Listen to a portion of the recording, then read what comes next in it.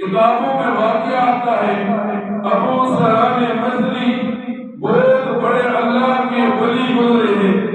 ان کے پاس کچھ لوگ آئے اور بیٹھے ہوئے کلام کر رہے ہیں تو ایک آدمی ان کی مجلس میں آیا اور رونے لگا۔ حضرت ابو سلام نے دیکھا اس آدمی کی رونے کی کیفیت بڑی زیادہ تھی،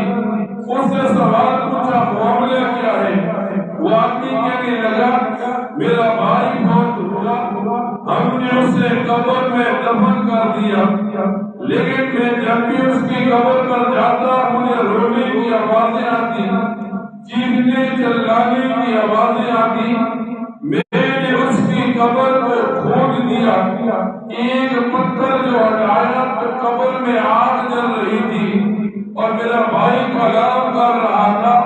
میں دنیا میں بڑا نیک آدمی تھا، میں نمازی پڑھتا تھا، میں نیکی کے سارے کام کیا کرتا تھا، لیکن میں دنیا میں زکات ادا نہیں کرتا تھا، آج اس کی سزا مجھے یہ دی جا رہی ہے۔ وہ نوجوان کہتا ہے جب میں نے اپنے بھائی کی یہ حالت دیکھی اس کے بعد سے میرا رونا کم ہی نہیں رہا۔ ابھی مسلمان یہاں دنیا میں آیا مالدار تھا، زکات ادا نہیں کی، قیامت کا دن ہوگا، نبی کریم صلی اللہ علیہ وسلم فرماتے ہیں قیامت کے دن غرباء کھڑے ہوں گے، اس آدمی کی طرف اشارہ کریں گے، اس آدمی پر ہمارا ایک حق تھا جسے زکات کہتے ہیں، اس نے ہمارا وہ حق ادا نہیں کیا، تو اللہ تعالیٰ اس امیر کی نیکیاں لیتا چلا جائے گا اور غریبوں کے نامہ اعمال میں ڈالتا چلا جائے گا۔ یعنی جب آدمی دنیا میں آیا یہ زکات کا فریضہ اس کے ساتھ خاص ہو گیا، لیکن آج اس زمانے میں جب زکات ایک آدمی اپنے جیب سے نکالتا ہے کسی غریب کے حوالے کرتا ہے تو شریعت مطالعہ اسے اصول سکھاتی ہے زکات تقسیم کیسے کرے، زکات کا مالک کیسے بنائے۔ آج کے لوگ کیا کرتے ہیں، مال سے زکات نکلتی ہے پھر مساجد کی تعمیر میں دے دیتے ہیں، مدرسے کی تعمیر میں زکات کی رقم دے دیتے ہیں، حالانکہ مسجد اور مدرسے کی تعمیر میں زکات کی رقم نہیں لگتی۔ بعض لوگ کیا کرتے ہیں، آج کل ایک معاشرے میں ناسور اٹھ گیا،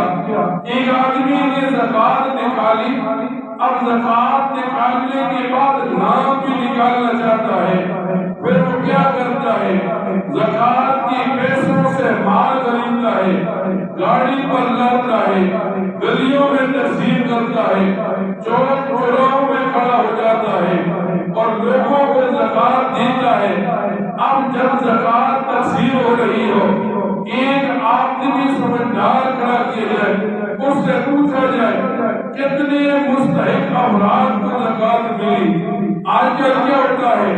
جو مستحق ہوتا ہے اسے زکات نہیں دی جاتی، بلکہ سوال کرنے والے مانگنے والے کو زکات دی جاتی ہے۔ حالانکہ شریعت کا حکم کیا ہے، بندہ جانچ پڑتال کر کے زکات تقسیم کرے، اور جو آج کل زمانے میں اتنا سود چل پڑا، لوگ نام نکالنے کے لیے گلیوں میں گاڑیوں میں زکات کا مال تقسیم کرتے ہیں، یہ صرف ریاکاری کے لیے ہوتا ہے۔ فلاں آدمی بڑا نیک ہے وہ زکات نکالتا ہے، ایک آدمی سوال کرتا ہے کہتے فلاں حاجی صاحب بڑے نیک ہیں وہ زکات اپنے مال سے نکالتے ہیں، اسے بتایا جائے گا جیسے نماز پڑھنے والا اپنے لیے نیکیاں کماتا ہے، ایسے زکات نکالنے والا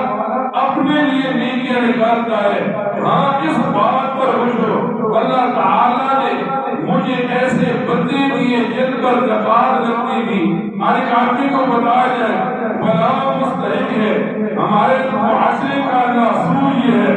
لوگ مانگنے والے کو زکات دے کر مطمئن ہوتے ہیں، حالانکہ فقہاء علماء بتاتے ہیں سوال کرنے والے آدمی کو زکات نہ دی جائے بلکہ جانچ پڑتال کی جائے، اور خصوصاً وہ افراد جو صبح اٹھتے ہیں اور حلال کمانے کے لیے گھر سے نکلتے ہیں، مزدوری کرتے ہیں، زکات پوری دی جائے۔ ایک آدمی کو بتایا بھلا آدمی مزدور آپ سے زکات دے، وہ کہتے ہیں وہ دن کا 1000 روپیہ کماتا ہے، مہینے کی 30,000 ہو گئے، اسے کیوں زکات دو؟ میں نے اسے بتایا آج اس دور میں 30,000 پر وقت گزارنا ایک آدمی کے لیے ناممکن ہے، اور پھر وہ کوشش کرتا ہے 8-9 گھنٹے لگا کر اپنے لیے، اپنے آل و عیال کے لیے حلال کماتا ہے۔ آپ اس کے ساتھ مدد کریں گے تو اس ہی کام میں لگا رہے گا، وہ حلال کمانے میں لگا رہے گا۔ ہم کیا کرتے ہیں؟ کسی چاپلوس آدمی کو جو ہمیں عزت دیتا ہے ہم اسے زکات دیتے ہیں، جو آدمی ہمارے دروازے پر آتا ہے ہم اسے زکات دیتے ہیں، اور ہم سمجھتے ہیں اس آدمی کو زکات دے کر ہم فارغ ہو گئے۔ حالانکہ شریعت مطالعہ ہمیں سکھاتی ہے جب تک زکات نکالنے والے کی زکات مستحق آدمی تک نہیں پہنچی اسے چاہیے دوبارہ زکات نکال کر پھر کسی غریب مستحق کے حوالے کرے، اپنے ہاتھ سے زکات تقسیم کرے، اور مستحق آدمی، مزدور آدمی جو حلال کما رہا ہے اس کے ہاتھ میں زکات کی رقم دے۔ یہ آدمی جب زکات نکالے گا ایسے آدمی کے ساتھ مدد کرے گا، اللہ تعالیٰ دنیا میں بھی اس کے مال میں برکت دیں گے، آخرت میں بھی یہ مال اس کے لیے نجات کا ذریعہ بنے گا۔ اللہ تعالیٰ سے دعا کیا کرے اللہ تعالیٰ ان باتوں پر عمل کی توفیق عطا فرمائے۔ الحمد للہ رب العالمین۔